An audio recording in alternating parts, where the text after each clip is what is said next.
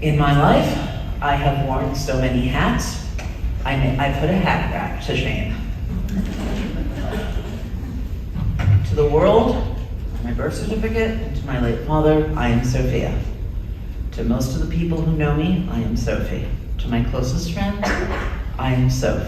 To 3 kids, I am a mom.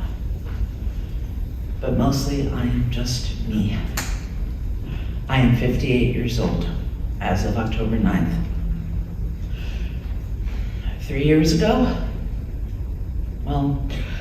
4 years ago, I lost the person who I thought I was going to spend the rest of my life with. He passed away. And that led to a spiral.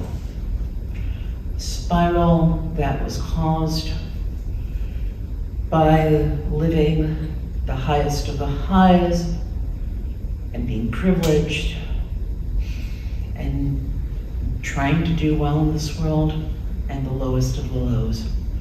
I've seen the world. I've also seen a jail cell. I was trying to define myself by so many things throughout my life. But on October 18th, when David passed away, it led to a spiral that led to addiction, to alcohol and cigarettes and a lot of unhealthy habits. And it got to the point where people couldn't live with me. And I can't say I blame them, because I couldn't live with myself either. And I was getting to the point where either I would exit stage left as it were, or I'd go ahead and just say, God, do with me whatever. And when you say time to go, you'll call it a day.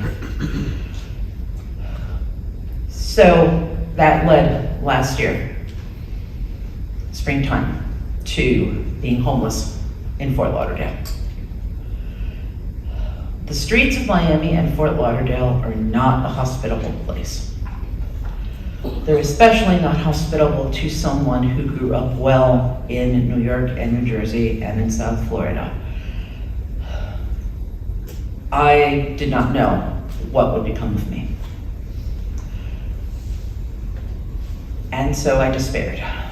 And then one day, I met someone, a lady, who became my mentor, and eventually became a close friend of mine, and she dispensed some tough love.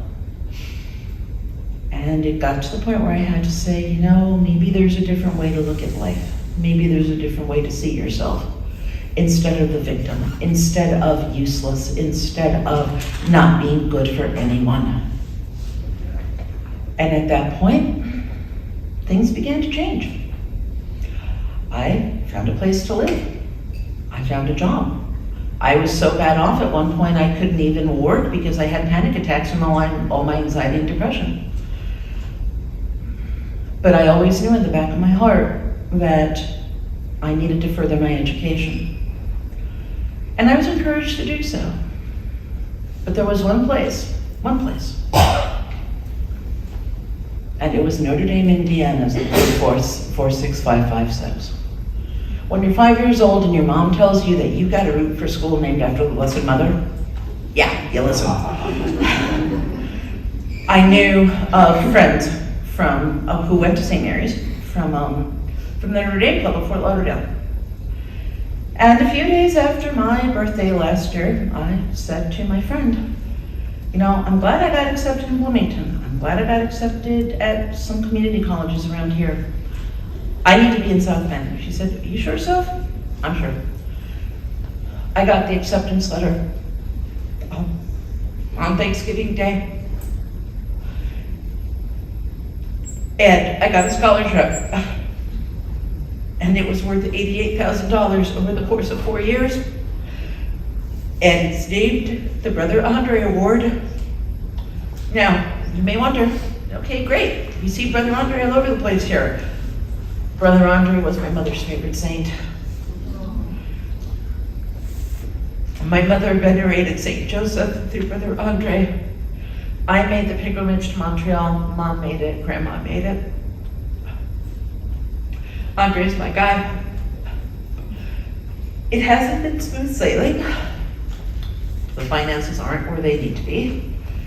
And I've had to learn a thing or two, and I've made some mistakes that I thought I'd left behind. But you talk about your corner of the sky. This is it. This is it. This is home. You know, I have a friend, boyfriend in training, kind of, sort of. One or two. And a couple of years back, when I was in the midst of everything, he said to me, "You're never going to get accepted to a major college." Kids, I'm a double major in communications and theology, and I'm going to be minoring in journalism at Notre Dame.